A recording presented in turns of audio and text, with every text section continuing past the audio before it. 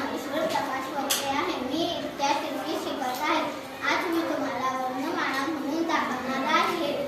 स्वर 14 अ आ इ ई उ ऊ ऋ ॠ ए ऐ ऐ ओ औ. स्वरादी 2 अंक आ. व्यंजने 34 क ख ग घ ङ च छ झ झ ण ट ठ ढ ढ ण प त थ द ध ण प फ ब भ म य र ल व क्ष श स ह ळ. विशेष संयुक्त व्यंजने 2 शून्य. हे वर्णमाला एकूण अक्षरे 52